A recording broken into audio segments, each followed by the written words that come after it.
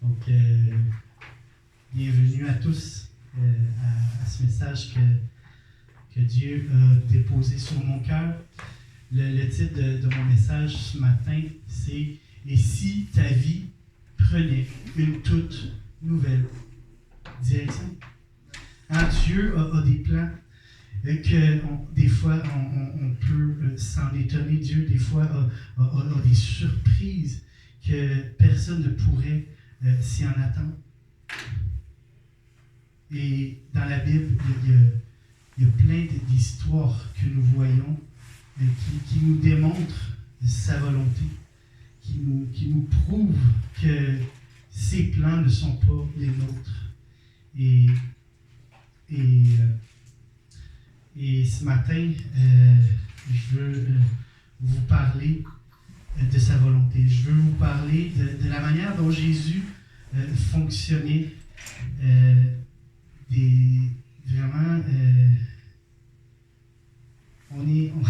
Ces temps-ci, on est au printemps, on est bientôt à Pâques, puis on va se le dire souvent, on se pose la question, qu'est-ce qu'on va faire, exemple, pour Pâques, hein? On va se céduler des repas, des dîners, on va se céduler d'aller manger à... Où c'est qu'on va manger aujourd'hui? C'est comme...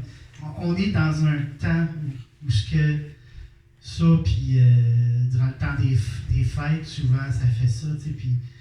Et je crois que... c'est ça, ça nous est tout déjà arrivé. En fonction de nos horaires, nos familles, nos rendez-vous, de faire des choses qui nous tentent, en fonction de la tendance du jour, de nos budgets. Mais ce matin, je veux réfléchir à la planification de Jésus. Je veux vous parler ce matin des plans de Dieu, comme je vous ai déjà dit. Dieu a des plans que seul Dieu peut nous faire découvrir, que seul Dieu peut nous propulser dans ses plans. Dieu a des plans que seul Dieu peut nous propulser dans ses plans. Dieu seul peut nous introduire dans ses plans. Parfois, on est souvent en train de vouloir, par nos propres forces, nous céduler nous-mêmes, nous planifier par nous-mêmes. Mais Dieu est au contrôle. Dieu a des désirs que nous, parfois, on ne comprend pas. Et qu'on doit, par sa parole, par sa présence, être conduit par sa direction. Et ce matin, j'avais dans Marc, au chapitre 14, il y avait un texte qui m'intéressait beaucoup par rapport à sa planification, par rapport à sa manière qu'il avait de fonctionner. Donc, j'aimerais ça qu'on lise ensemble dans Marc, chapitre 14, verset 12 à verset 16. Donc, on peut voir dans Marc, chapitre 14, verset 12. Le premier jour des pains sans levain, où l'on immolait la Pâque, les disciples de Jésus lui dirent : « Où veux-tu que nous allions te préparer la Pâque ? » Et il envoya 2 de ses disciples, et il leur dit : « Allez à la ville, vous rencontrerez un homme portant une cruche d'eau, suivez-le. Où qu'il entre, dites au maître de la maison. Le maître dit :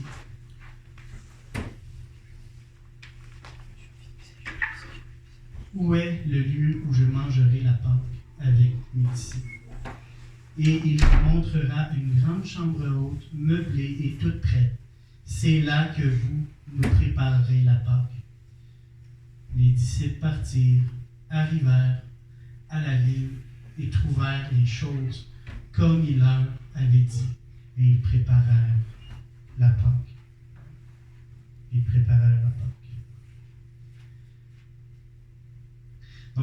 chose que, dans ce texte que je veux nous faire voir, c'est d'abord,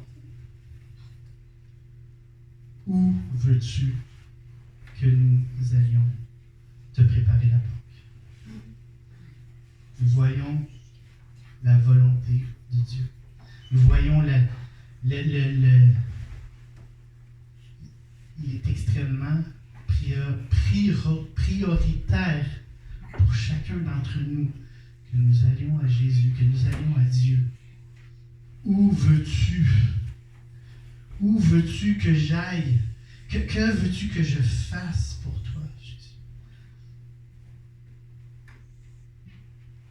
Durant le temps de Pâques, oui, mais tout au long de notre vie, tout au long des circonstances qu'on peut vivre, des temps dans lesquels nous sommes, des saisons dans lesquelles nous sommes, on est appelé à poser la question à Jésus.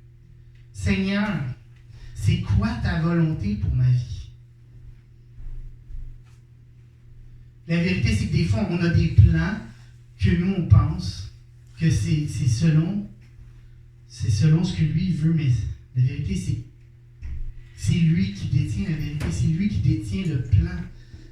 Dans Psaume 84, verset 8, il est écrit « Heureux ceux qui placent en toi, en Dieu, leur appui. Ils trouvent dans leur cœur des chemins tout tracés. » Nous avons des chemins tout tracés que Dieu a planifiés d'avance et c'est notre responsabilité d'aller à lui. Place en lui ta confiance. La question que nous devons nous poser, c'est avons-nous été à sa rencontre pour lui poser la question? Est-ce que j'ai confiance que Jésus, il sait où je dois aller mieux que moi je dois savoir où est-ce que je dois aller? La vérité, c'est que des fois, on est confus, des fois, on ne sait pas trop où on s'en va. Mais Jésus, lui, il sait où on est appelé à aller. Il faut lui faire confiance. Même si des fois, les choses peuvent être nébuleuses. Même si des fois, je n'ai pas trop confiance en moi. Mais la question ici, c'est pas d'avoir confiance en moi, mais c'est d'avoir confiance en lui. C'est d'avoir confiance en lui. Lui, il fait toute la différence dans mon questionnement, dans mon cheminement.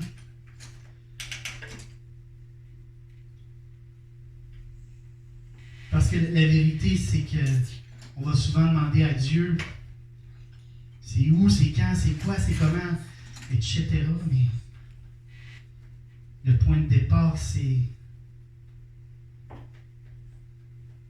d'avoir confiance en lui. Encore une fois, je le répète, c'est d'avoir confiance en lui. Dans Acte 8, verset 37, c'était aussi simple que ça. Philippe dit à l'eunuque,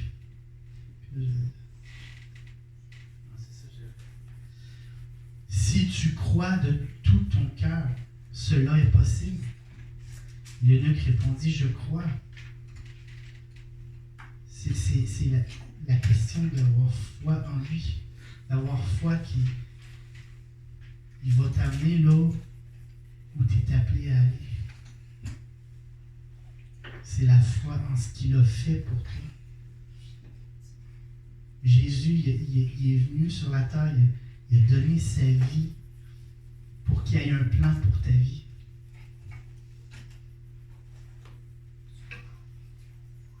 Mais des fois,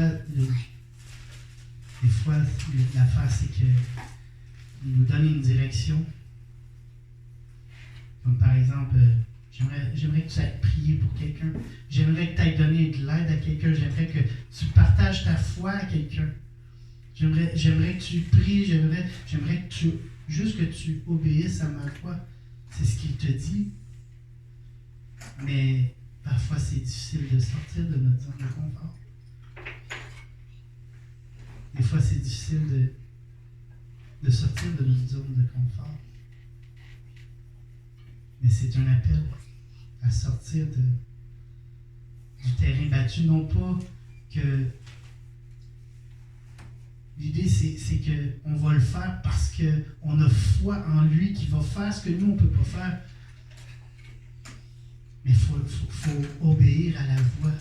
Hein? Samuel a dit à Saul, il est préférable d'obéir à la voix que le sacrifice en lui-même. Nous sommes appelés à obéir à la voix de Dieu. Seigneur, viens m'aider à obéir à ta voix. Hein, Seigneur Dieu, donne-moi la foi en tes paroles, en ta voix. Aide-moi à distinguer ta direction, ta voix.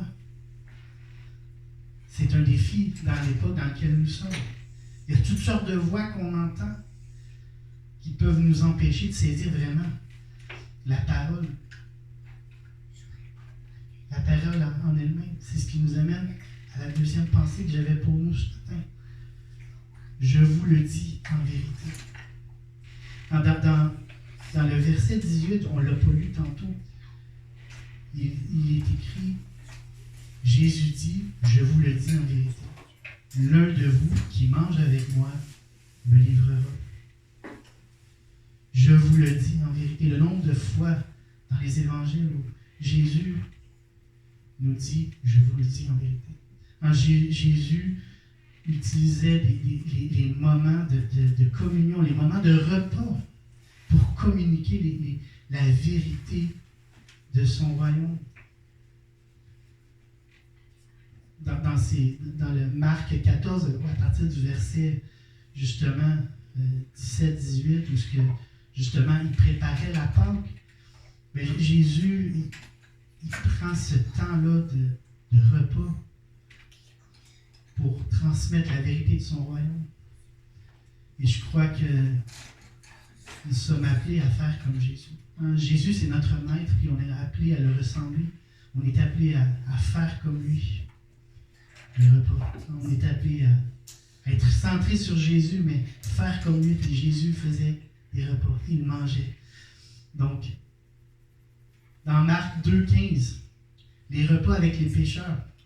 On lit dans Marc 2,15, comme Jésus était à table dans la maison de Lévi.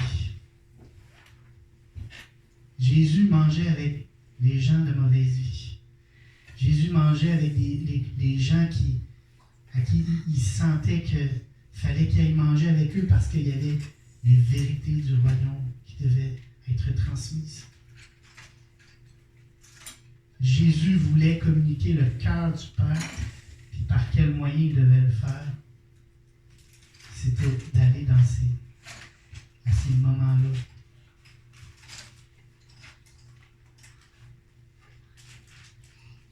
Ensuite, on voit des repas chez les pharisiens. Jésus allait manger.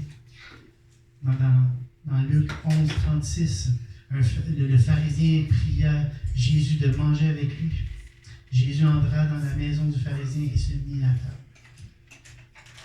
À plusieurs reprises, Jésus communique avec les gens de l'époque, les gens religieux de l'époque, surtout pour les amener à les confronter sur leur tradition et leur religiosité.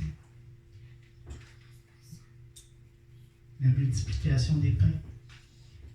On voit que Jésus avait un souci de manifester le règne de Dieu et par quel moyen il allait le faire.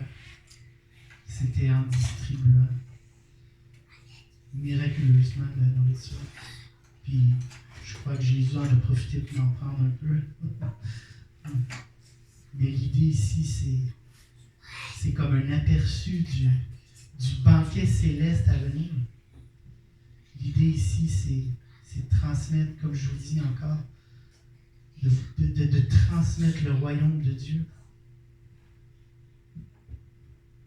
Et comme on lit ce matin dans Marc 14, le dernier repas que Jésus a fait, un repas majeur, un repas marquant de la fin de là où il s'en allait. Jésus savait où il s'en allait.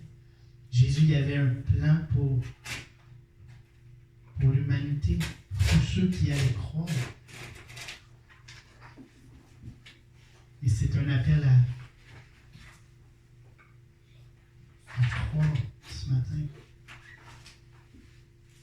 celui qui organise le plus grand des banquets célestes. Ensuite, on voit aussi que Jésus il a continué à manger même lors de sa résurrection durant les 40 jours. On l'a aperçu ici et là, puis il se promenait, puis il allait manger avec les disciples, avec ceux qui croisaient. Comme dans Jean 21, où on voit que Jésus leur dit « Venez manger ». Et aucun des disciples n'osait lui demander « Qui es-tu ?» sachant que c'était le Seigneur. Jésus s'approcha, prit le pain et leur en donna. Il fit de même du poisson. Et aussi, il a fait la même chose avec lorsqu'il marchait sur le chemin d'Emmaüs. Il est intéressant de voir que Jésus utilisait les repas, les moments de communion pour communiquer qui il était, communiquer son royaume.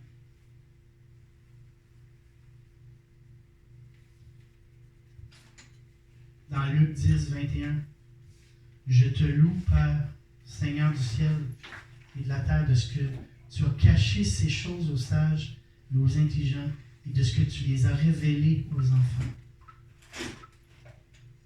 Oui, Père, je te loue de ce que tu as voulu ainsi. » Dans Matthieu 11, 25, en ce temps-là, Jésus prit la parole et dit, je te loue, Père, Seigneur du ciel et de la terre, de ce que tu as caché ces choses aux sages et aux intelligents, et de ce que tu les as révélées aux enfants.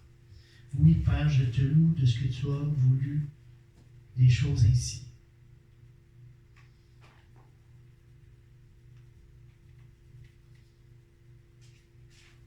Je parle aux familles, je parle aux couples, je parle aux amis, à ceux qui travaillent ensemble, peu importe.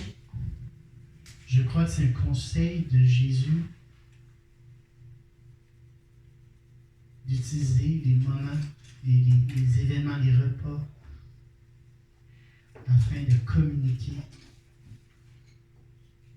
communiquer, transmettre les plans de Dieu, les conseils de Dieu, les stratégies du royaume de Dieu, partager ensemble la grâce et l'amour de Dieu.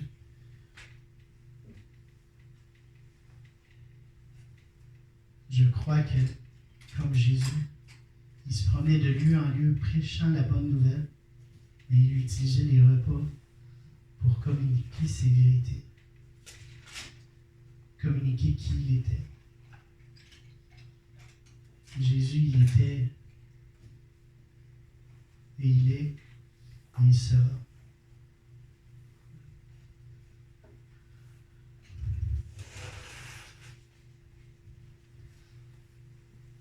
Pour cette dernière pensée, Jésus a évoqué quelque chose de très important dans Marc 14, verset 22. Pendant qu'il mangeait, Jésus prit du pain et après avoir rendu grâce, il le rompit et leur donna en disant, « Prenez, ceci est mon corps. »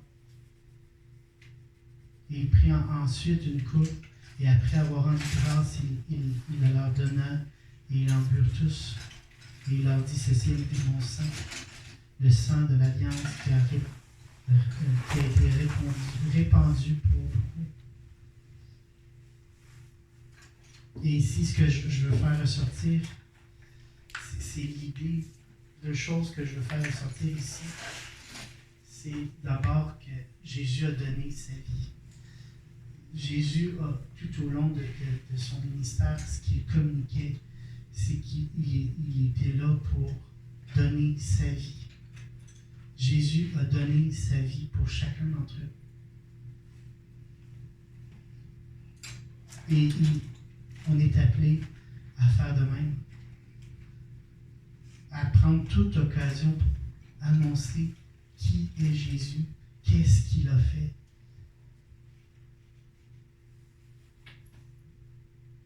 C'est le plan de Dieu notre vie. Et lorsque Dieu rentre dans une vie, les choses changent.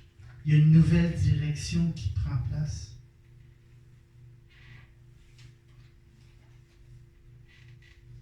Jésus a donné sa vie pour qu'on puisse savoir qu'on a une valeur à ses yeux.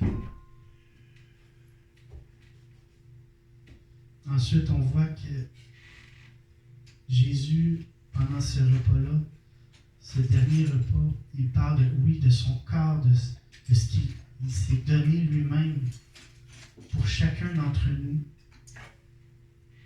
Mais il parle aussi de l'alliance. Il parle de cette connexion. C'est cette connexion que nous, ce matin, on a eu l'impression qu'on manquait de connexion. Il y avait quelque chose qui était déconnecté. Mais Dieu, Jésus, il est venu nous communiquer que cette connexion, de par son sang qu'il a donné, cette alliance qu'il a fait avec nous, nous permet à ce que cette connexion soit éternelle, soit qu'elle ne peut plus jamais être rompue. C'est une connexion à HD, full equip, sans fil, avec câble, puis tout, fibre optique, c'est ça que je cherchais. Vraiment, c'est pas du n'importe quoi, là, c'est la connexion de Jésus, c'est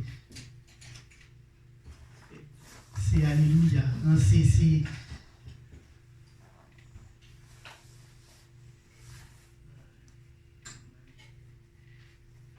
Et pour terminer ce matin, j'avais eu à cœur d'amener ce portrait de Jésus. C'est 5 ou 6 caractéristiques de Christ qui nous permettent de connaître cette alliance, qui nous permet de connaître ce berger, ce pasteur qui est Jésus-Christ lui-même.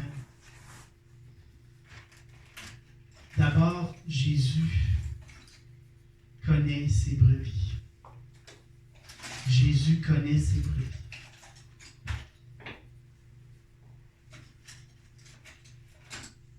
Jésus a pris le temps et il prend le temps de nous connaître, de nous comprendre. Il se soucie de chacun d'entre nous. Il connaît nos luttes, il connaît nos forces, il connaît nos blessures. Connaître, la vérité, c'est connaître, c'est aimer concrètement. Jésus nous a aimés concrètement parce qu'il nous connaissait et il ne voulait pas nous laisser.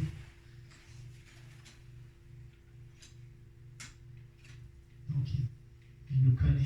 En Jésus, premièrement, il nous connaît. Ensuite, Jésus, il nous nourrit.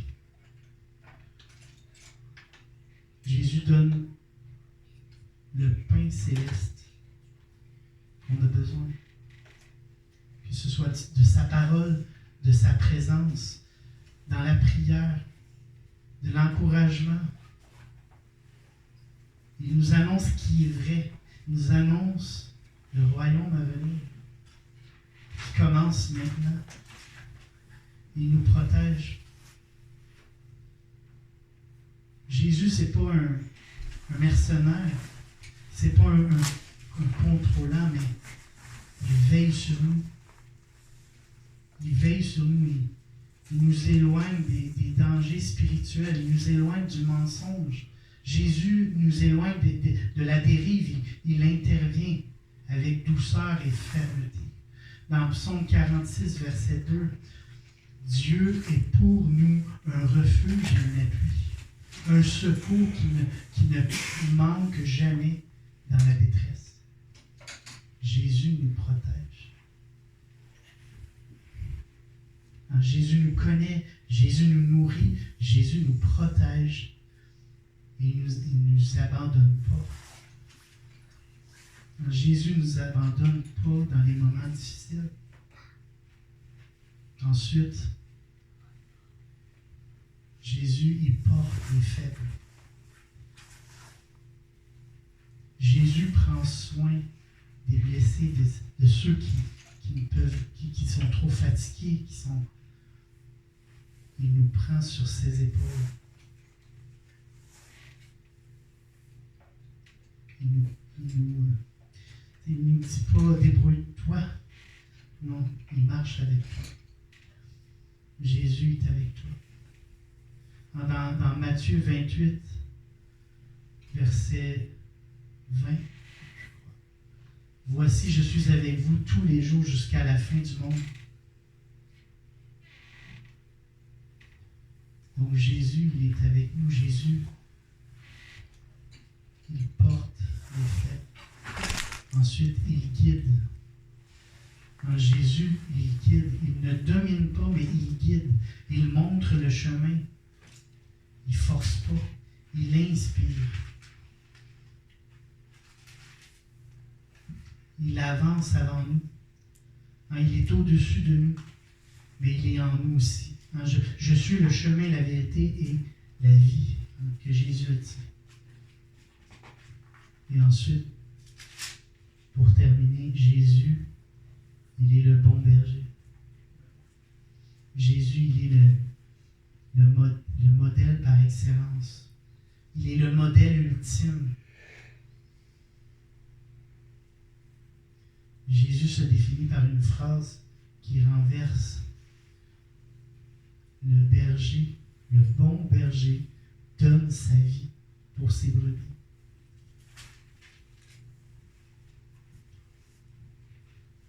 Jésus, il n'est pas indifférent de ta situation. Jésus, il a un plan, il a une volonté, un désir de t'amener à changer de direction et d'aller vers lui, te secourir, te sauver, te guérir. Et ce matin, 3 questions que j'aurais pour nous. Est-ce que je veux me rapprocher de Jésus ce matin? Toujours plus. Est-ce que je veux me rapprocher de Jésus?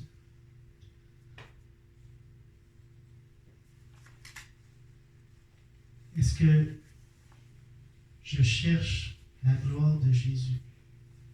Ce matin, c'est la question que j'ai pour nous, c'est est-ce que je cherche la gloire de Jésus? Est-ce que je veux que Jésus soit au centre de ma vie? C'est un appel ce matin à mettre Jésus au centre de ma vie, sa gloire au centre de ma vie, et de me soumettre à son autorité. Et jamais s'éloigner de ce que Jésus me demande. Ce qui est important, c'est de faire ce que Jésus m'a demandé de faire.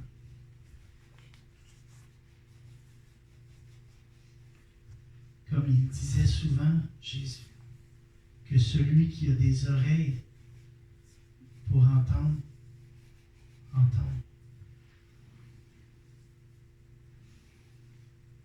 Ce matin, c'est un appel à entendre sa voix.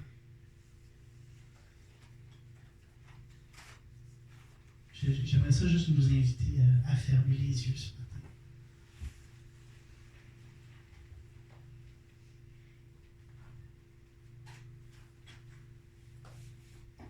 Ce matin, c'est un appel à aller à Jésus.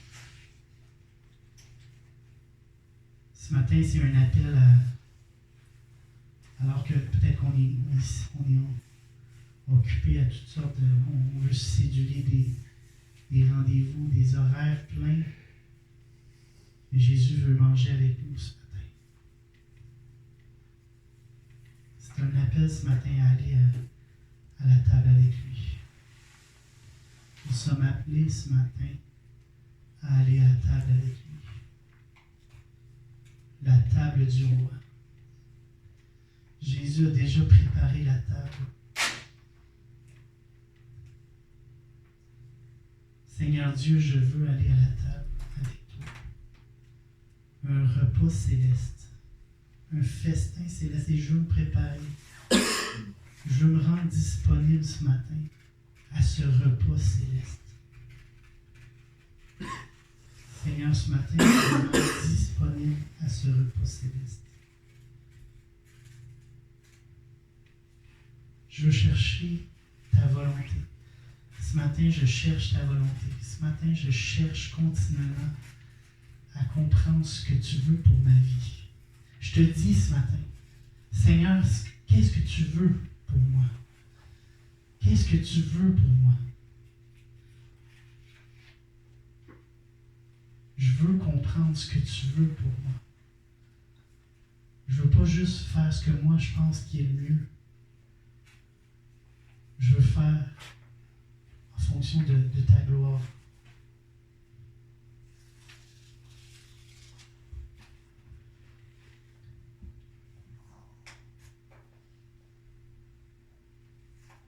Je veux chercher ta volonté continuellement.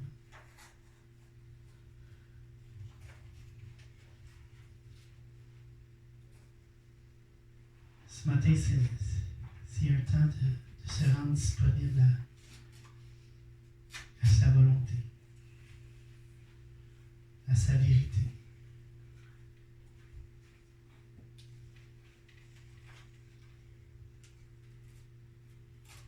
Merci Seigneur pour ta présence au milieu de nous. Merci Seigneur parce que tu vas venir nous rejoindre à des moments de nos vies qui vont être les plus périlleuses.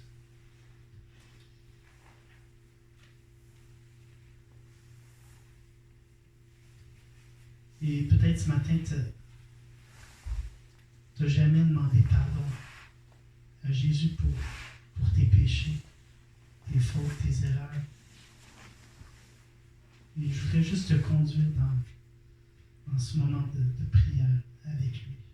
Tu peux le dire dans tes propres mots ou tu peux aussi juste dire cette prière-là. Seigneur Dieu, Seigneur Jésus, je te demande pardon pour mes péchés. Je reconnais que tu es venu, tu es mort sur la croix et tu es ressuscité et tu es mort pour mes péchés. Et tu me donnes une vie nouvelle aujourd'hui. Et je le reçois aujourd'hui. Merci Jésus de me pardonner. Alléluia. Et peut-être que tu es là ce matin et tu as envie d'accueillir plus de Jésus. Non seulement tu veux prendre un café avec Jésus, mais tu veux l'inviter à prendre un dessert en plus. Oui, le vin avec Jésus. Seigneur Dieu, je me rends disponible à plus avec toi. Je veux plus de toi, Jésus. Je veux plus de ta révélation ce matin. Non, je ne veux pas juste le logos, mais je veux le réma. Je veux la révélation de qui tu es vraiment. Je veux comprendre le plan que tu as pour ma vie. Je veux que tu me révèles le plan pour ma vie. Je veux comprendre ce que tu as pour moi ce matin.